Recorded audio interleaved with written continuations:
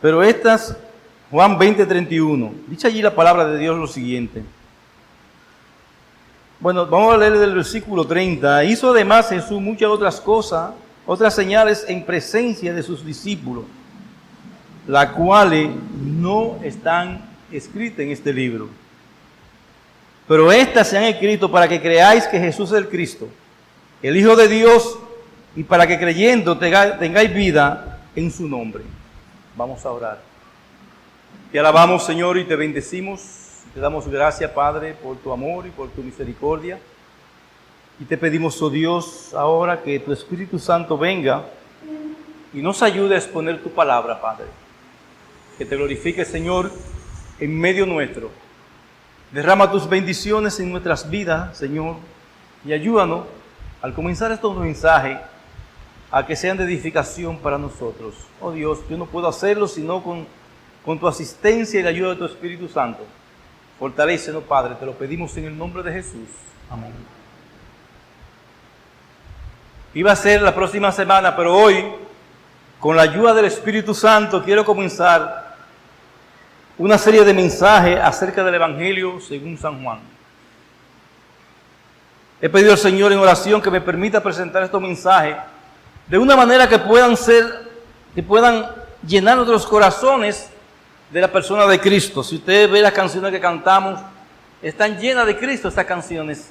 Así queremos, hermano, que estos mensajes que vamos a comenzar hoy, lo interrumpiremos el próximo domingo porque continúa el programa de los jóvenes, pero que comenzamos hoy, hermano, el Espíritu Santo nos ayude a traerlo.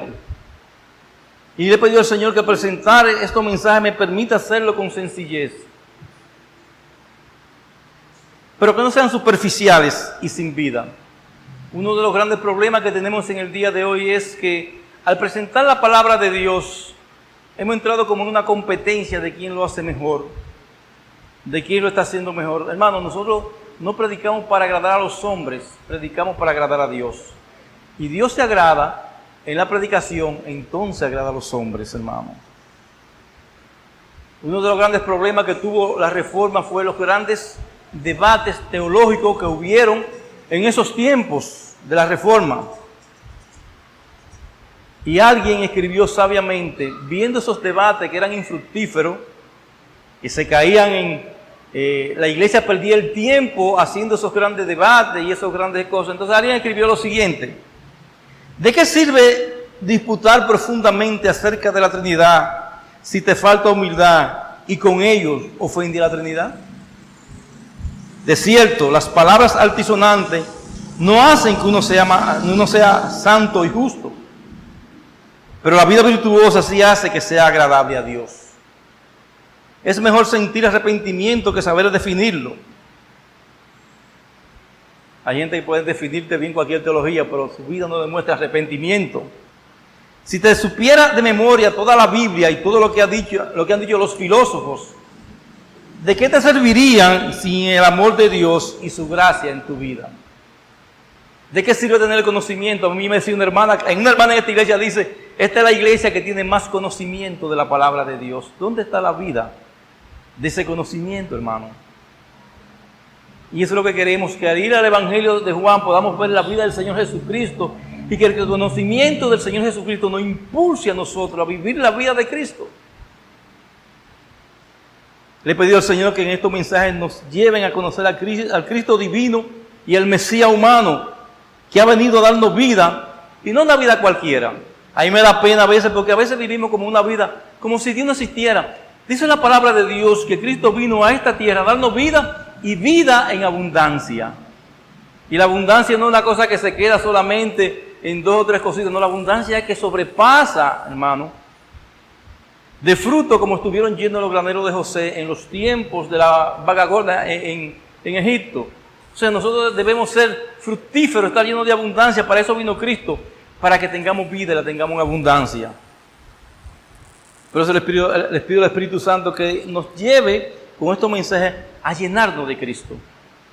Hoy solamente traeremos una introducción al Evangelio de Juan, y dicen que las introducciones siempre son un poco pesadas porque comienzan a hablar de fecha, de historia, de quién lo escribió y es verdad. Pero queremos hacer esta introducción lo más sencillo posible y comprensible en nuestros corazones para que comencemos a conocer en verdad al Mesías, al Cordero de Dios, a Cristo que vino y se encarnó aquí en la tierra. Y nosotros debemos comenzar como comienza todo el mundo, en una introducción de cualquier libro, cualquier carta que vaya a estudiar en la iglesia. ¿Quién es el autor y cuándo fue la fecha que se escribió? Aunque el nombre del autor no aparece en el Evangelio, en ninguna parte dice, le han puesto el Evangelio de Juan, pero en ninguna parte dice que fue Juan que lo escribió. Sí, la tradición de la iglesia primitiva fuerte y consecuentemente lo identifica el autor como el apóstol Juan. Y aquí están las razones. El padre de la iglesia primitiva, llamado Ireneo, y cuando hablo de padre, no vayan de un sacerdote, estoy hablando de las primeras personas que estuvieron en la iglesia, formando la iglesia, en los primeros siglos se llamaban los padres de la iglesia. Ireneo fue un discípulo de Policarpo, otro padre de la iglesia. Ireneo vivió del 130 al 200 antes de Cristo y Policarpo del 70 al 160 antes de Cristo. ¿Y quién era Policarpo? Bueno, Policarpo a su vez fue un discípulo directo del apóstol Juan.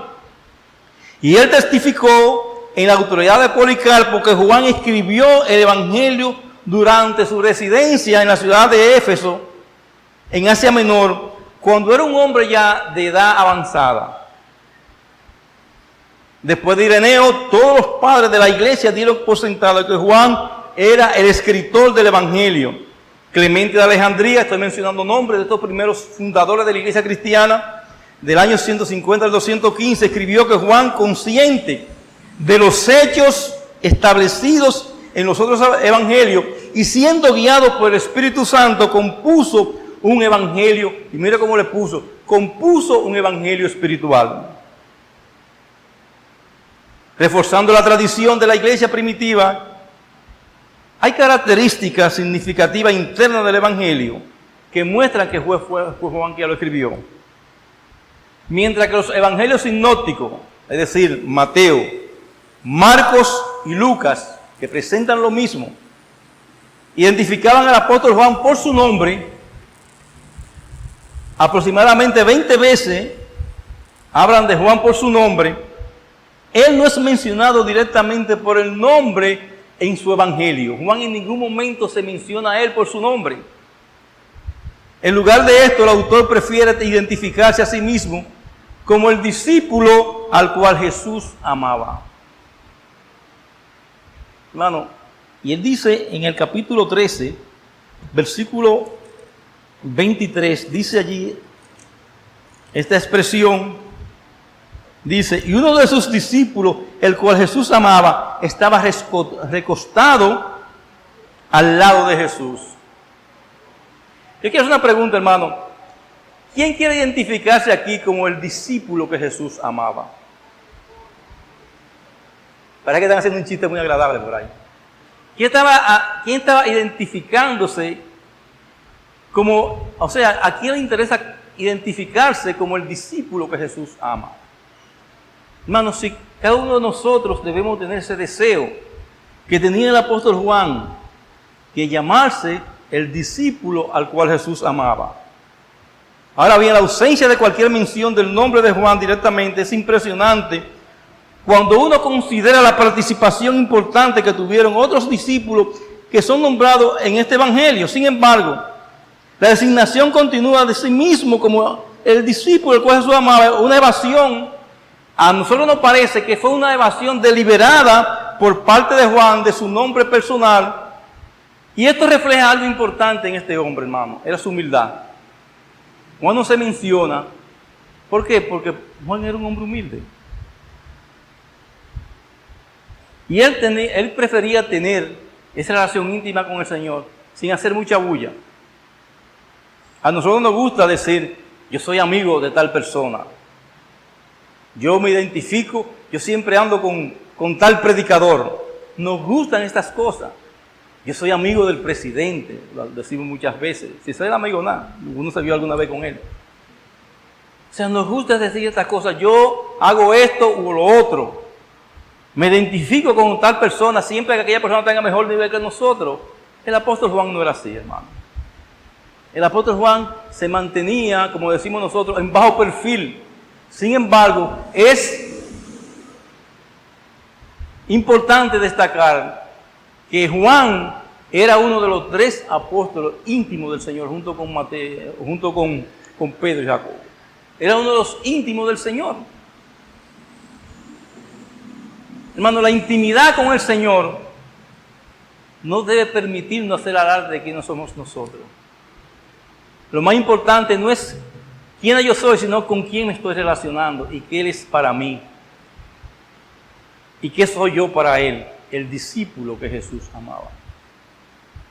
La condición anónima del Evangelio fuertemente refuerza los argumentos en favor de que Juan sea el autor, ya que solo alguien de su bien conocida y preeminencia autoridad como el apóstol podría ser capaz de escribir un evangelio que fuera diferente de una manera tan marcada en forma y sustancia de los otros evangelios y haber recibido aceptación unánime en la iglesia primitiva de que fue el que lo escribió. Juan es diferente a todos los evangelios. Inclusive, hermano, la mayoría de los del capítulo 7 en adelante son 4 o 5 días de la vida del Señor que se narran en todos los capítulos. O sea, del lavamiento de los pies, o antes del lavamiento de los pies, de la cena de estos días, todos esos capítulos solamente abarcan varios días hasta la resurrección del Señor. Ahora bien, debido a que las escrituras de algunos de los padres de la iglesia indican que Juan estuvo activamente escribiendo durante su edad madura, se dice que Juan escribió a los 80 años este libro, a los 85 escribió las 3 cartas y a los 100 escribió el Apocalipsis, la revelación que tuvo en Pascua. Y que él estaba consciente de que los evangelios sinópticos estaban ahí y él pudo sacar muchas cosas y ponerlas también en orden.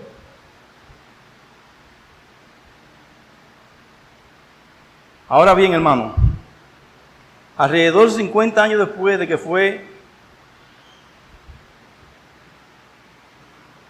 que este evangelio se escribió, comenzó el evangelio a andar dentro de la iglesia. Y esa es la importancia que tiene. Juan reforzó con este libro la grandeza del Señor Jesucristo hecho carne. Ahora bien, si usted pregunta, bueno, ese fue Juan que lo escribió, pero ¿para quién escribió Juan? ¿Para quién escribió Juan su evangelio? En primer lugar, hermano, podemos decir que Juan escribió su evangelio a los perdidos. Juan capítulo 3, versículo 16. Juan 3:16, un texto conocido por nosotros, dice allí: porque de tal manera amó Dios al mundo que ha dado a su Hijo unigénito, para que todo aquel que en Él cree no se pierda. Es decir, Juan está escribiendo a ese mundo para que no se pierda, mas tenga vida eterna. Es decir, que la preocupación primaria de Juan es escribir un evangelio. ¿Para quién? Para los perdidos. En segundo lugar, Juan le escribió a los creyentes. Digo, a los no creyentes. En los tiempos de Juan se levantaron, oiga eso, estoy hablando de los perdidos que están irremisiblemente sin conocer al Señor, y estoy hablando de aquellas personas que aún siendo religiosos ahora, no creían que Jesucristo había venido en carne. Y Juan escribió para esos no creyentes en el capítulo 20, versículo 31, el versículo que estamos utilizando como base de introducción, dice allí la palabra de Dios lo siguiente: pero estas cosas se han escrito para que creáis que Jesús es el Cristo. Estaban negando los gnósticos principalmente que Jesús era el Cristo, que había venido en carne. Por eso escribe su primera carta, lo que hemos visto, lo que hemos palpado, lo que hemos tocado. Juan escribió para estas personas que dudaban completamente de Cristo, que era el Hijo de Dios, y para que creyendo esa persona, convenciéndoles de su equivocación, tengan vida en su nombre. Para ellos, para los no creyentes, escribió Juan. Pero también Juan, hermano, le escribió a los nuevos creyentes para consolación. Si usted ve el Evangelio de Juan, el Señor siempre estuvo con los nuevos creyentes. Por eso dice, en el capítulo 1, versículo 50, 51, dice allí la palabra de Dios lo siguiente: respondió Jesús y le dijo: ¿por qué te dije? Porque te dije, te vi debajo de la higuera, ¿crees? Cosas mayores que esta verá. Y le dijo: de cierto os digo, de aquí en adelante veréis el cielo abierto y los ángeles de Dios que suben y descienden sobre el Hijo del Hombre. Es decir, Juan coge a Felipe y a Natanael, específicamente a Natanael, y comienza él a decirle a qué vino. O sea, el Señor estuvo con esos nuevos creyentes inmediatamente discipulándolo, pero también Juan se escribió a los filósofos. En aquellos tiempos de Juan, los filósofos de corriente aristotélica y platónica creían que el mundo no se hizo por el azar, que había una mente detrás de todas estas cosas que ordenó ese mundo que existía. Por eso Juan escribe en el capítulo 1, en el principio era el verbo, y el verbo era con Dios, y el verbo era Dios. Este era en el principio con Dios, y todas las cosas, dice, ese verbo, esa palabra que ustedes creen que ordenó, dice, todas las cosas fueron hechas por Él. Y sin Él nada de lo que ha sido hecho fue hecho. O sea, Juan presenta a los filósofos de su tiempo quién fue el creador, el creador de todas las cosas. Y también Juan le escribe a los teólogos. En el versículo 12 al 14 del capítulo 1 dice allí la palabra de Dios lo siguiente: mas a todos los que le recibieron, a los que creen en su nombre, le dio potestad de ser hecho hijo de Dios. Y ahí comienza Juan a enseñar una teología profunda en cuanto a la salvación. Y agrega lo siguiente: los cuales no son engendrados de sangre ni de voluntad de carne, ni de voluntad de varón, sino de Dios. Ahí habla del llamado de Dios para salvación. Y aquel verbo fue hecho carne y habitó entre nosotros, y vimos su gloria como la unigénito del Padre, lleno de gracia y de verdad. Y ahí comienza a hablar a los teólogos de todas estas cosas que tienen que ver con la manifestación de Cristo. Entonces, bueno, para eso se escribió Juan. Ahora bien, ¿con qué propósito se escribió el Evangelio de Juan? Hermano, Juan es el único evangelio que contiene una declaración precisa sobre el propósito del autor, lo que él quiso transmitir. Por eso dice: pero esto se ha escrito para que creáis que Jesús es el Cristo, el Hijo de Dios, y para que creyendo tengáis vida en su nombre. Perdón. Y el objetivo de Juan al escribir su evangelio es doble. En primer lugar es apologético. ¿Qué quiere decir apologético? Es defendiendo, hermano, acerca de Cristo, la verdad. Juan en su evangelio refuta casi todas las herejías que pudieron surgir en cualquier generación. Por esa razón dice: pero estas cosas se han escrito para que creáis que Jesús es el Cristo, el Hijo de Dios. O sea, todo lo que los hombres han inventado es falso. Cristo es el Hijo de Dios. Y en segundo lugar, el segundo propósito que tiene el Evangelio es que es evangelístico, porque agrega: y para que creyendo tengáis vida en su nombre. En aras de mantener su propósito evangelístico, Juan usó el verbo creer cerca de 100 veces, más del doble que los otros evangelios juntos, para enfatizar que quien cree en Jesús para salvación recibe la vida eterna. Y lo repite una y otra vez. Ejemplo de eso tenemos en Juan 5:24, que dice: de cierto os digo, que el que oye mi palabra y cree al que me envió, tiene vida eterna, y no vendrá condenación, sino que ha pasado de muerte a vida. Y así sigue repitiendo una y otra vez, hermano, que para eso vino el Señor, para dar vida. Ahora bien, volviendo al propósito que dijimos más tarde, al principio de este punto, el propósito apologético, Juan lo que quiere es convencer a sus lectores de la verdadera identidad de Jesús. Los gnósticos de los tiempos del Señor y otras herejías negaban que Cristo había venido en carne, y otros negaban su deidad. Ellos decían que Dios no podía manifestarse en carne, que era imposible, que Jesucristo era un demiurgo, algo que surgió de Jehová y otra cosa, e inventaron una serie de cosas, y se hizo una religión dentro casi del cristianismo, refutando que Cristo había venido en carne, y Juan escribe contra ello. También escribió contra quienes negaban la humanidad de Jesús,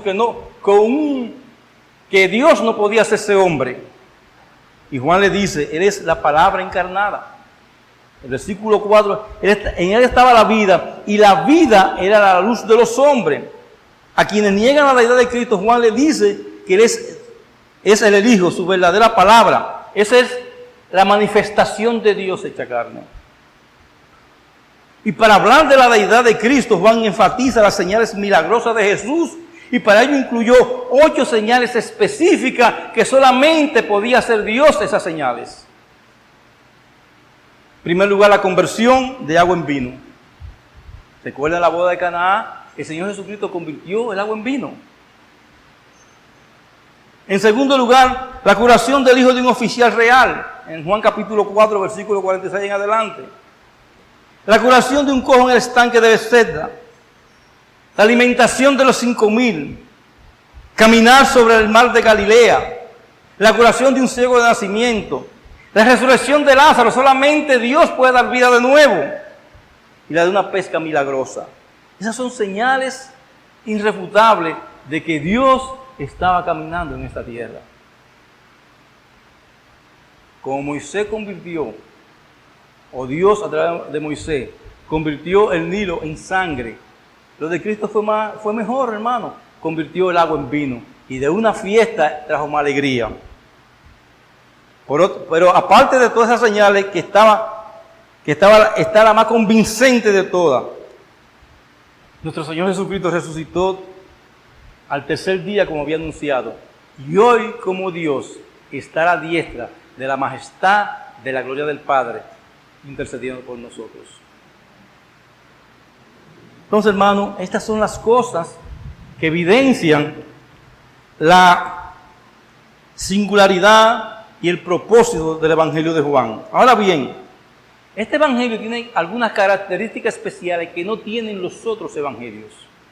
¿Y cuáles son esas características especiales? Vamos a enumerar algunas de ellas. Juan es un evangelio, se le llama el evangelio de la simplicidad. Juan empleó un lenguaje sencillo y entendible para que todo el mundo pudiera leer lo que él escribió. El evangelio de Lucas es un evangelio un poco complicado, porque Lucas era un hombre con mucho estilo y con un conocimiento grande del griego, y del griego helénico, un griego. El Evangelio de Lucas y el libro de los Hechos está lleno de palabras difíciles. Sin embargo, Juan escribió de manera tal que cuando alguien se convierte, lo que uno dice, mira, comienza leyendo el Evangelio de Juan. ¿Por qué? Porque el Evangelio de Juan es entendible.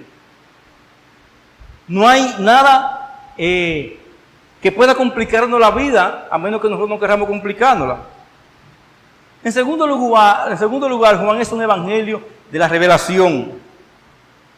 El énfasis de Juan es demostrar que Jesucristo es la verdadera revelación de Dios mismo.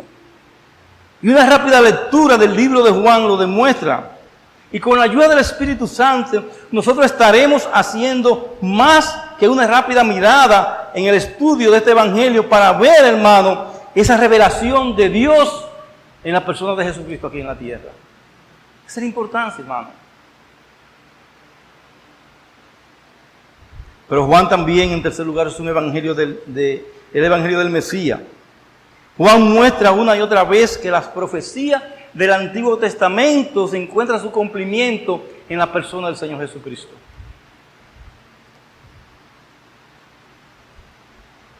En cuarto lugar, Juan es el evangelio de la redención. Y esta redención se centra en la cruz, en la muerte y la resurrección del Señor Jesucristo. Ahí se define todo, hermano. Y eso es lo que muestra Juan. La redención que hay a través de Jesucristo. Él es el Cordero del sacrificio de Dios que quita todo el pecado del mundo. Así que dijo Juan el Bautista, es ahí el Cordero de Dios que limpia algunos pecados. No, que quita todo el pecado del mundo. Su pasión y sacrificio en la cruz, en el momento hacia el cual se mueve, es donde se mueve toda su vida. Por eso dice en el capítulo 2, versículo 4, lo siguiente. Y Jesús dijo, ¿qué tiene conmigo, mujer? Aún no ha venido mi hora. Vendrá un tiempo donde yo voy a ser sacrificado. Y así comienza él a hablar de su propio sacrificio, de su propia crucifixión. Y se lo dice a los discípulos una y otra vez. Y Juan hace énfasis, hermano, en ese camino hacia donde iba el Señor Jesucristo, hacia la cruz del Calvario. ¿Para qué? Para redimirnos de todo pecado a nosotros. Y él dice que su propia carne y su sangre deben comerse, es decir, consumirse si es que el hombre quiere tener vida eterna. Dice en Juan capítulo 6, versículos 53 al 57 lo siguiente.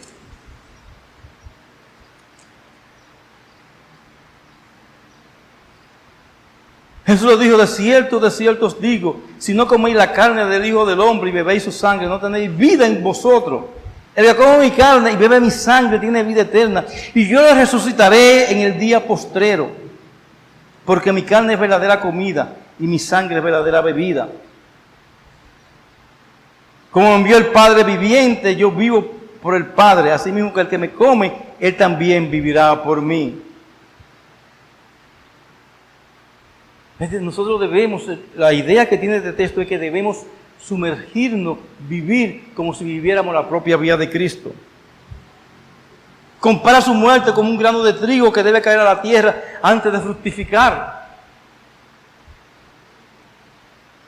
Él dará vida a sus ovejas.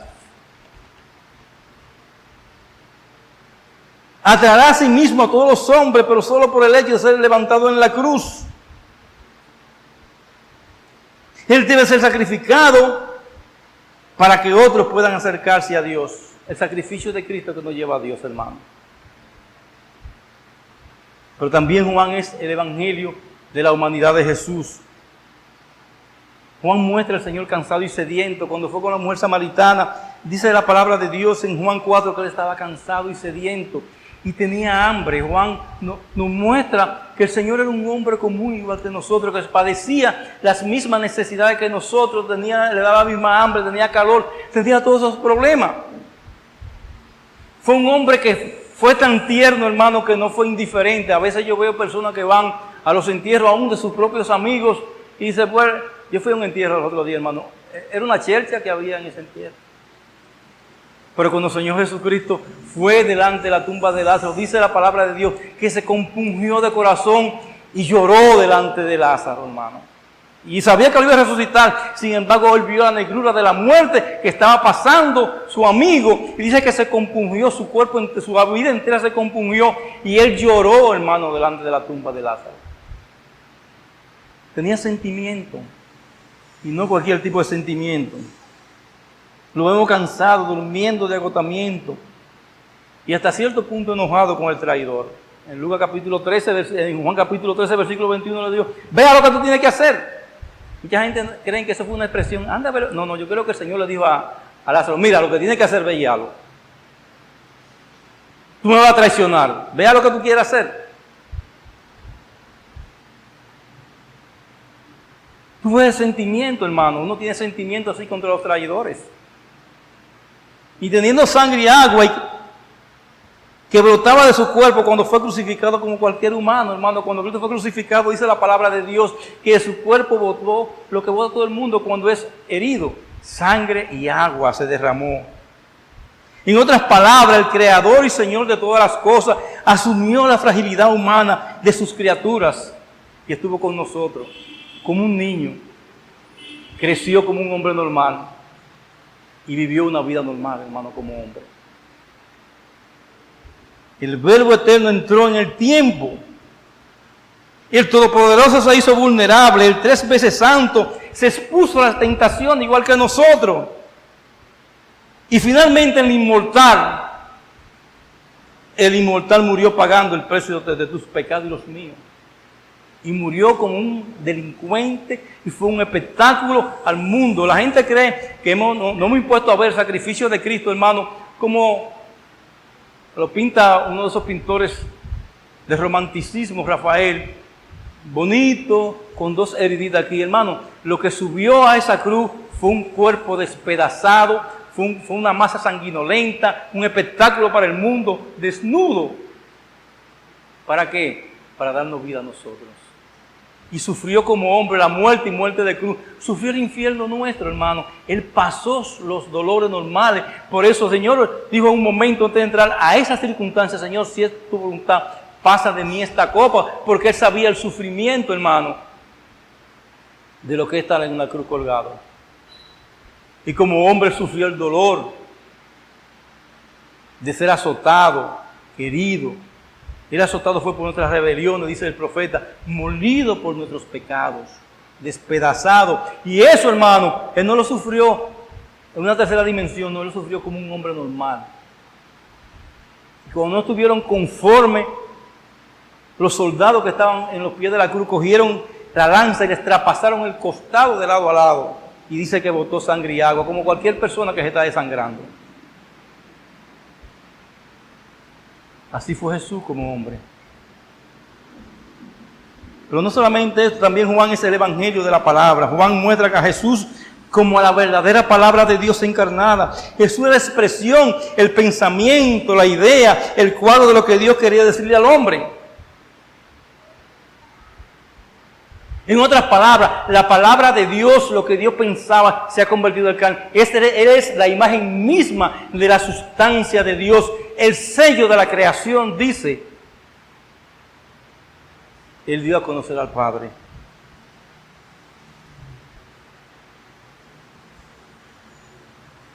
Número 7, hermano, aquí en esta parte. Juan es el evangelio de lo yo soy. Las palabras yo soy son sumamente importantes para la historia judía. El nombre de Dios revela a Moisés en la zarza ardiendo. Es el nombre que Dios revela a Moisés en la zarza ardiendo. En Éxodo capítulo 3 dice la palabra de Dios lo siguiente. Versículo 13 al 16. Dijo Moisés a Dios, he aquí que llego yo a los hijos de Israel y le digo, el Dios de vuestro padre me ha enviado a vosotros. Si ellos me preguntaren, ¿cuál es el nombre? ¿Qué les responderé? Y respondió Dios a Moisés, yo soy el que soy. Y dijo, así dirá a los hijos de Israel, yo soy el que me envió a vosotros. Además, dijo Dios a Moisés, así dirá a los hijos de Israel, Jehová, el Dios vuestro Padre, el Dios de Abraham, Dios de Isaac y Dios de Jacob, me ha enviado a vosotros. Este es mi nombre para siempre, con él se me recordará por todos los siglos. Y dice la palabra de Dios que Jesucristo se identificó como ese yo soy. Yo soy el pan de vida. En Juan capítulo 6, versículo 35. El que tiene hambre, venga y coma de mí. Yo soy la luz del mundo. El que anda en tiniebla, verá la luz. Yo soy la puerta. El que por mí entra, no saldrá jamás. Yo soy el buen pastor. Y el buen pastor su vida da y dio su vida por las ovejas. Yo soy la resurrección y la vida. Yo soy el camino, la verdad y la vida. Y nadie viene al Padre si no es por mí. Ese yo soy, hermano, el que nadie viene al Padre sino por mí. No, yo no sé para qué la gente sigue inventando. No hay otra forma de llegar al Padre sino a través de Cristo. Yo soy la vida verdadera.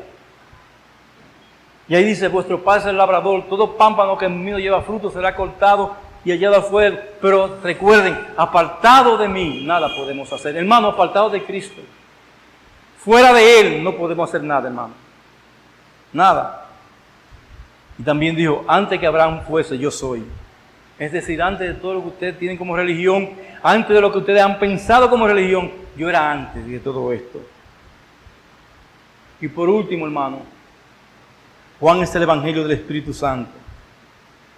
Entre los autores de los evangelios, Juan presenta la enseñanza más completa de Jesús con respecto al Espíritu Santo. Vayamos a Juan capítulo 14. 16, dice allí la palabra de Dios lo siguiente. Yo rogaré al Padre y os daré otro consolador para que esté con vosotros para siempre. Y ese consolador es el Espíritu Santo. Y el versículo 26 dice, mas el consolador, el Espíritu Santo, a quien el Padre enviará en mi nombre, Él os enseñará todas las cosas y os recordará todas las cosas que yo he dicho. 15:26 dice allí la palabra de Dios lo siguiente. Pero cuando venga el Consolador, a quien yo enviaré del Padre, el Espíritu de verdad, el cual procede del Padre, Él dará testimonio de mí. Y en el versículo 7 del capítulo 16 dice lo siguiente. Pero yo digo la verdad, os conviene que yo me vaya, porque si no me fuere, el Consolador no vendría a vosotros, más si me fuere, Él lo enviará. Y cuando Él venga, convencerá al mundo de pecado, de justicia y de juicio. Pero cuando venga el Espíritu Santo, versículo 13, el Espíritu de verdad os guiará a toda verdad, porque no hablará por su propia cuenta, sino que hablará todo lo que oyere, y os dará a saber las cosas que habrán de venir. Él me glorificará porque tomará de lo mío y los hará saber. Todo lo que tiene el Padre es mío, por eso dije que tomará de lo mío y los hará saber. Es decir, ahí comienza a definirse en los evangelios lo que es la teología del Espíritu Santo, la obra del Espíritu Santo. ¿Y cómo podemos concluir esta introducción a esto, hermano? Hermano, lo que hemos hecho en esta mañana es presentar una introducción o un resumen de lo que abarca todo el Evangelio de Juan, de una manera rápida. Pero en este Evangelio hay tantas enseñanzas acerca del Señor Jesús, que como veremos a través de a la medida que vayamos estudiando estos mensajes, si la apropiamos en nuestras vidas, ellas van a cambiar muchas cosas de nosotros. Cambiará nuestra forma de actuar con respecto a nuestra vida y cercanía con Cristo. Cambiará nuestra forma de actuar con respecto a los demás. Cambiaría nuestra forma de actuar incluso con respecto a la palabra de Dios. Pero uno de los grandes problemas que tenemos nosotros, no solamente en esta iglesia, sino en muchas iglesias, que las iglesias se han vuelto consumidoras de mensajes. ¿Y qué queremos decir cuando estamos hablando de consumidoras de mensajes? Las iglesias vienen, como decía el que comenzó la oración esta mañana, escuchan un mensaje, cumplí con mi deber, y me olvidé de meditar en esa palabra, de vivir esa palabra, de creer esa palabra y de ser transformado por esa palabra. Nos volvemos, hermanos, personas incluso que tomamos hasta las notas de estas cosas, sin embargo, de nada nos sirven. Y qué triste, hermano, cuando nuestra vida, que nos habla de esta manera, a nuestra vida no habla de esta manera, la palabra de Dios acerca del Señor Jesucristo nos pasa por arriba y no hay ninguna transformación en nosotros. Qué triste ver que, hermano, que día tras día Dios ha ido edificando este pueblo por diferentes hombres, con diferentes mensajes, y nos hemos convertido en consumidores de mensajes.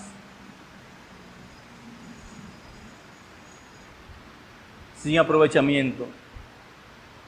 Y tristemente los mensajes que se están predicando en el día de hoy se han convertido como la comida chatarra, en cosas que más nos cargan nuestro cuerpo de grasa y de enfermedades que antes de darnos vida y vida en abundancia.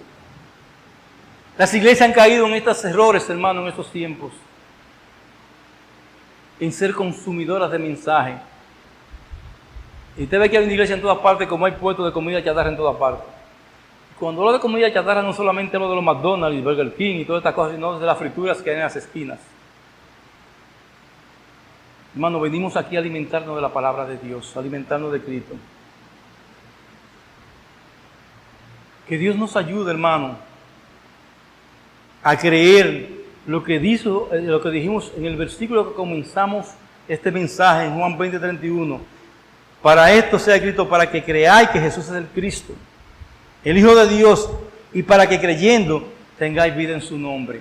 Y pregunta, hermano, ¿tenemos vida en el nombre de Cristo? Y hay gente que se cree tan intelectual en las iglesias, que no le importa, se sientan en la iglesia y no le hacen caso al mensaje porque no le interesa.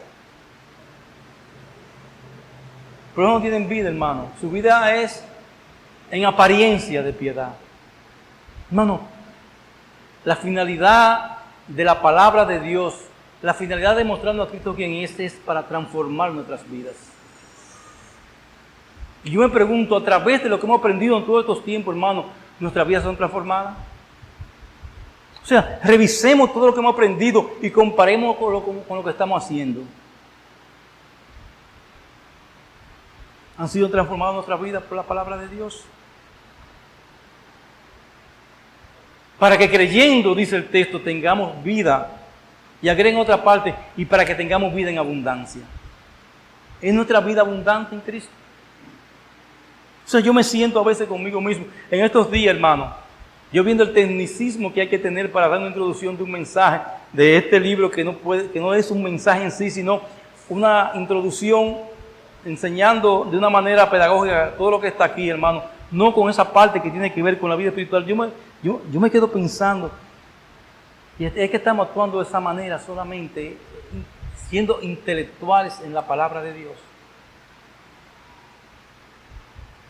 ¿Por qué la vida mía no está siendo cambiada por la palabra? Por la sencilla razón, hermano, porque no tenemos vida abundante en su nombre. Es un día, hermano, que nosotros debemos pensar en estas cosas. ¿Cuántas cosas Dios nos ha enseñado? ¿Y cuántas cosas más nos vas a enseñar el Señor? Para que tengamos vida abundante, hermano, en vida en el nombre de Cristo. ¿Es mi vida la vida abundante en Cristo? O sea, siéntate y examínate a la luz, no solamente de lo que es esa introducción, sino a la luz de toda la palabra de Dios que tú has aprendido. Pregúntate si estás viviendo la vida de Cristo. Cuando los cristianos se les llamó por primera vez cristianos, ¿tú sabes qué significa? La palabra cristiano significaba pequeños Cristo. Se identificó cuando se dijo, no, porque ellos son una secta, se llaman cristianos, o sea, quería decir, ellos son pequeños Cristo. Somos nosotros, hermano, así. ¿Qué nos importa más, hermano, a nosotros? Lo que yo creo, lo que yo soy. Que Dios nos ayude en esta, viendo solamente la introducción, lo que es el Evangelio de Cristo, viendo lo que fue un hombre que imitó a Cristo como el apóstol Juan con su sencillez, que ni siquiera quiso identificarse en la posteridad de su vida, de que él fue el que escribió este Evangelio, hermano, viendo quién era el apóstol Juan. Por lo menos imitaríamos nosotros al apóstol Juan. Que Dios nos ayude, hermano, como iglesia. Yo me siento y veo tantas cosas que hay que hacer, pero Dios va a hacer esas cosas con vidas transformadas. Con vidas viviendo diferentes, hermano, actuando diferente y participando diferente. No es lo que yo creo, no es lo que Dios me enseña. El gran problema de Saúl, hermano, y con esto no quiero abundar mucho en esto, fue la rebeldía a la palabra de Dios, porque él creía que él podía hacer las cosas como quería. Hermano, no es como queramos, es como Dios quiere que hagamos las cosas. Y una cosa que Dios quiere es que nosotros vivamos la vida de Cristo. Y aquí hay suficiente conocimiento para vivir la vida de Cristo. Que Dios nos ayude a vivir la vida de Cristo. Te alabamos, oh Dios, damos gracias, Señor, por tu palabra. Y te pedimos, Señor, que tú nos ayudes, Padre, a glorificar tu santo y bendito nombre. Bendice, Señor, tu iglesia a través de tu mensaje. Bendice, Señor, nuestras vidas. Te lo pedimos en el nombre de Jesús. Amén.